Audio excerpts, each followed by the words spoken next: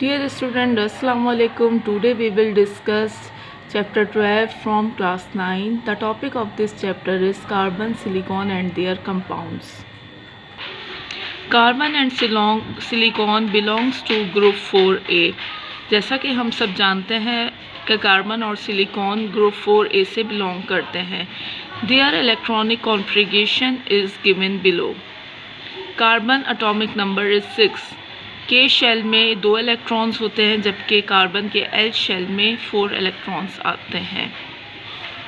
इसको हम इस तरह से भी देख सकते हैं कि कार्बन 6 टोटल 6 इलेक्ट्रॉन्स होते हैं. इसके फर्स्ट शेल में होते हैं 1s2 इलेक्ट्रॉन्स. रिमेनिंग 4 इलेक्ट्रॉन्स रह जाते हैं जो कि सेकंड टू शेल में आते हैं.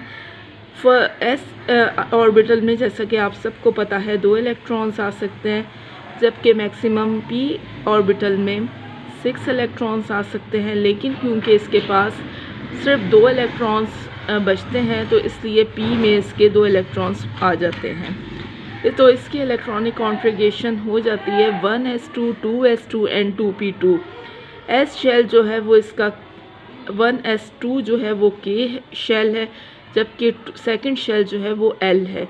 तो एस में के शेल में 2 इलेक्ट्रॉन्स हैं जबकि एल में अगर हम देखें तो total 2s2 and 2p2 total 4 electrons हैं. स्टूडेंट्स, आपको पता है कि हीलियम के इलेक्ट्रॉनिक कॉन्फ़िगरेशन क्या होती है 1s2. तो 1s2 की जगह हम ब्रैकेट में हीलियम लिख के और 2s2 एंड 2p2 इस तरह से इसकी इलेक्ट्रॉनिक कॉन्फ़िगरेशन को भी मेंशन कर सकते हैं. सेकंड हम देखते हैं सिलिकॉन. सिलिकॉन का एटॉमिक नंबर 14 होता है. इसके के शेल में 2 इलेक्ट्रॉन्स जबकि एल शेल में 8 इलेक्ट्रॉन्स और एम शेल में 4 इलेक्ट्रॉन्स मौजूद होते हैं.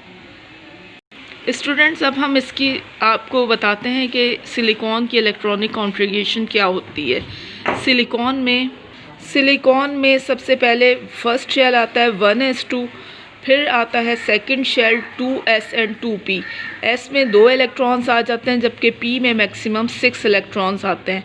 तो इस तरह से ये 6 2 एंड 2 को अगर प्लस करें तो टोटल 10 इलेक्ट्रॉन्स बनते हैं. सिलिकॉन का एटॉमिक नंबर जबकि 14 है तो 4 इलेक्ट्रॉन्स मज़ीद होते हैं.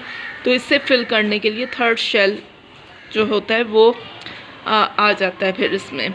तो 3s2 s में 2 इलेक्ट्रॉन्स आ जाते हैं. मैक्सिमम फिलिंग s की 2 इलेक्ट्रॉन्स की है जबकि जो 2 इलेक्ट्रॉन्स बचते हैं वो फिर इसके p शेल में आते हैं. तो अब आप ये देखिए कि नंबर 1 के शेल है उसमें 2 इलेक्ट्रॉन्स हैं मैक्सिमम. फिर एल शेल आता है तो उसमें मैक्सिमम 8 इलेक्ट्रॉन्स हैं जबकि एम शेल में 4 इलेक्ट्रॉन्स हैं.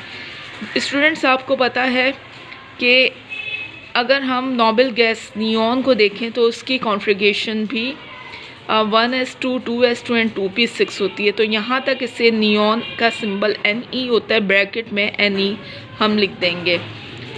अब इसके बाद हम 3s2 एंड 3p2 लिख के सिलिकॉन की इलेक्ट्रॉनिक कॉन्फ़िगरेशन को समझ सकते हैं. अब हम ये देखते हैं कि कार्बन जो है इसकी प्रॉपर्टीज़ क्या हैं और सिलिकॉन की प्रॉपर्टीज़ क्या हैं. Carbon is pure non metal. Carbon जो है वो प्योर नॉन मेटल होता है जबकि सिलिकॉन इज़ मेटलॉइड. सिलिकॉन जो है वो मेटलॉइड है. अब मेटलॉइड क्या होते हैं. मेटलॉइड में मेटल और नॉन मेटल दोनों की प्रॉपर्टीज़ मौजूद होती हैं.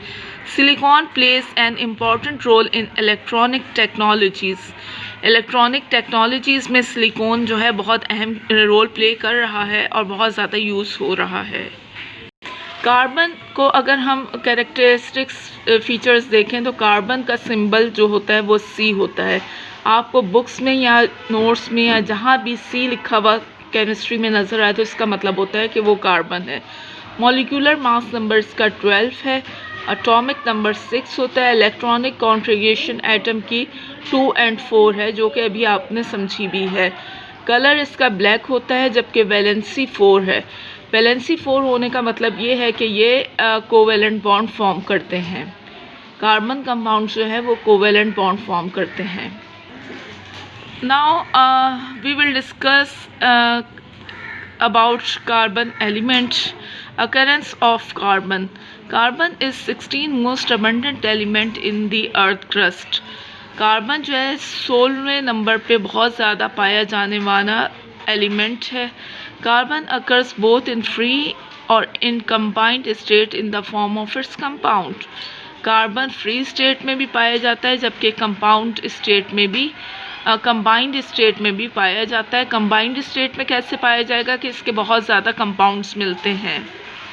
Free state of carbon. Free state of carbon जो है वो दो तरह से पाया जाता है। Number 1 crystalline form, number 2 amorphous form.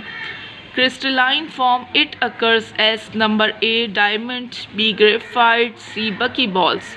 Crystalline form में ये 3 तरह से पाया जाता है, डायमंड फॉर्म में, ग्रेफाइट फॉर्म में और बकी बॉल्स फॉर्म में। While in amorphous form it occurs as coke, coal, lamp black, wood charcoal, animal charcoal and gas carbon. Whereas in combined state of carbon, our foodstuff, fuels, fabrics, dyes and several compounds which are used in our daily life contain carbon. Metallic carbonate and bicarbonates also contain carbon. ये combined state carbon की है। हम अपनी daily life में देखें तो हमारे food में, हम जो फ्यूल इस्तेमाल करते हैं उसमें, हमारे कपड़ों में, डाइज़ में और बहुत सारे हम डेली यूज़ कर रहे होते हैं कार्बन के कंपाउंड्स को। जबकि कार्बोनेट और बाइकार्बोनेट के जो कंपाउंड्स होते हैं उसमें भी कार्बन जो है वो मेन उसका आंसर होता है, मेन एलिमेंट होता है। डियर स्टूडेंट, अब एक और न्यू टर्म आपको इंट्रोड्यूस कराते हैं, allotropy.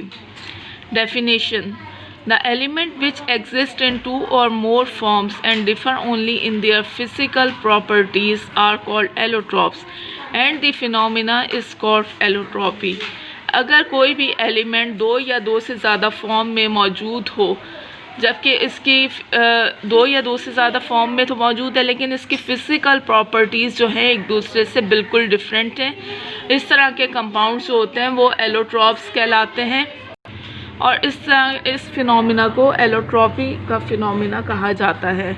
Allotropic form of carbon. There are 3 solid forms of carbon. Number A diamond, B graphite, C bucky balls. Diamond, it is found in South Africa, Brazil, Australia and India। Diamonds जो है वो south Africa में पाया जाता है, Brazil में पाया जाता है, ऑस्ट्रेलिया और इंडिया में। Properties of diamonds. डायमंड्स की क्या क्या प्रॉपर्टीज़ होती हैं? नंबर 1 प्रॉपर्टी इसकी hardness. Diamond is the hardest known substance. Diamond जो है वो बहुत ज़्यादा हार्ड सब्सटेंस है। नंबर 2 प्रॉपर्टी है colour. In its pure form it is colourless. Pure form में डायमंड जो पाया जाता है वो कलरलेस होता है। नंबर 3 प्रॉपर्टीज़ की कंडक्टिविटी है। It is non conductor of heat and electricity. ये ना हीट को और ना ही इलेक्ट्रिसिटी को पास नहीं करता, ये के लिए नॉन कंडक्टर है। नंबर 4 प्रॉपर्टी है refractive index. It is brilliant and has refractive index 2.5. Number 5 property है density. Its density is about 3.51 gram per centimeter cube. Number 6 property reactivity. Chemically inactive but changes to carbon dioxide when heated. Diamond जो होता है वो chemically inactive होता है लेकिन जब उसको गर्म किया जाए तो वो कार्बन डाइऑक्साइड में चेंज हो जाता है। Conversion graphite at 2000 degree centigrade it readily changes to graphite। अगर बहुत ज़्यादा टेम्परेचर दिया जाए 2000 डिग्री सेंटीग्रेड तो ये ग्रेफाइट में चेंज हो जाता है बहुत तेज़ी से।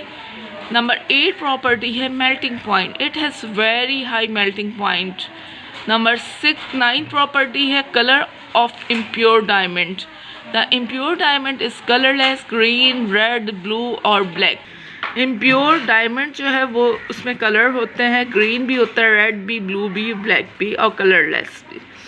नंबर 10 प्रॉपर्टी है bort. Black diamond is also called bort carbonado. Now students we will discuss uses of diamonds. इसके 3 यूजेस यहाँ पे हमने डिस्कस किए हैं। Number 1, they are used as precious jewels, jewellery में, बहुत कीमती ज्वेलरी में यूज़ होता है। नंबर 2 है the black diamond is used for drilling and glass cutting, जबकि ब्लैक डायमंड जो होता है वो ड्रिलिंग में और ग्लास को काटने में इस्तेमाल होता है। नंबर 3 यूज़ डायमंड का क्या है, it is used for jam engraving, यानी ये जैम इनग्रेविंग में भी यूज़ होता है। Student, thank you very much. I hope कि आपने यहाँ तक का लेक्चर बहुत अच्छी तरह समझ लिया होगा। इसका सेकंड पार्ट जो है वो नेक्स्ट वीडियो में डिस्कस किया जाएगा, जिसमें मज़ीद कार्बन की प्रॉपर्टीज़ और डायमंड को भी डिस्कस किया, डायमंड का कुछ स्ट्रक्चर्स, कार्बन प्रॉपर्टीज़ और सेकंड इसका सिलिकॉन का चैप्टर जो है वो उसमें डिस्कस किया जाएगा। Thank you very much.